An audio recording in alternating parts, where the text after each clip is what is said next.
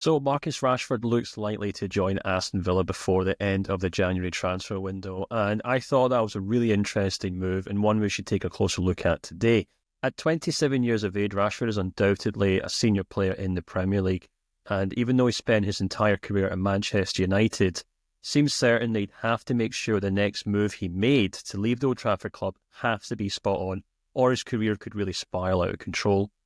So over the course of this video, I wanted to take a look at his record at the Old Trafford club and whether that means he'd be a success or not in Unai Emery's side. So when we take a look at Rashford's record at Man United over the last 8 seasons, we can clearly see a player who seems relatively comfortable playing across the front three. As we can see in this graphic, he obviously did very well as a centre forward in the 28-29 season, but did even better as a left winger in the 2 seasons that followed that.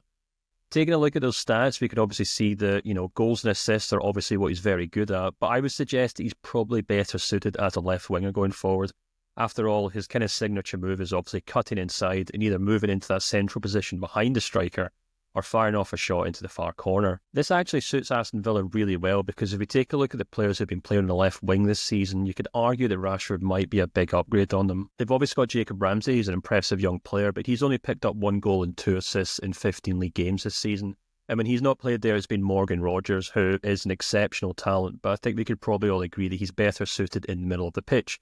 as a number 8 or perhaps even as a number 10 going forward. But I think the most important thing we have to know about this Villa team is just how much they rely on Ollie Watkins as their sole goal scorer. So far this season, he's picked up 29% of his team's league goals, but when we add his assists to that, it means he's accountable for 44% of Aston Villa's Premier League goals this season. And as we can see here, when we take a look at which players have offered the most contributions in terms of goals to their teams in the Premier League this season, there are actually only 4 players across the entire league who are more dependable or more relied upon, rather, than Watkins at Aston Villa. Obviously, Jhon Durán leaving for Saudi Arabia has only underlined this point and the real need for Aston Villa to bring in a dependable goal scorer. But I think it's probably also fair to look a little further down the road and to say, should Ollie Watkins leave, perhaps not this month, but in the summer for a club like Arsenal,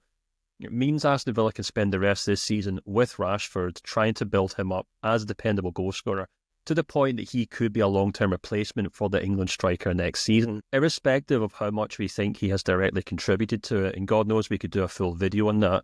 There's no doubt that Rashford has had to put up with some horrible Manchester United teams over the course of the last 9 seasons. So much so that I actually don't think this Manchester United squad, as it is right now, is among the top 8 teams in the Premier League. Never mind a team that should be competing for the top 6 or even the top 4. Another really important factor here for Rashford and Aston Villa is that I think Emery has got such an underrated ability to make the most of the star players that he either inherited at Aston Villa or has signed since he's been at the club. You can obviously talk about Durán developing as a young player, Rogers, Moussa Diaby, who's signed on a huge fee, Leon Bailey, who has had a great resurgence under him, and of course Watkins as well, who's developed into,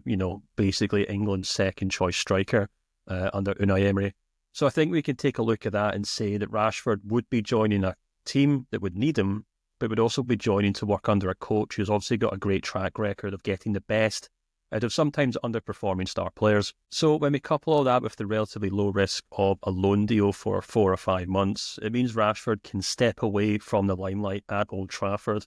get to work under Emery in terms of getting back to his best form, but most importantly return to being a great team player rather than being a struggling star player.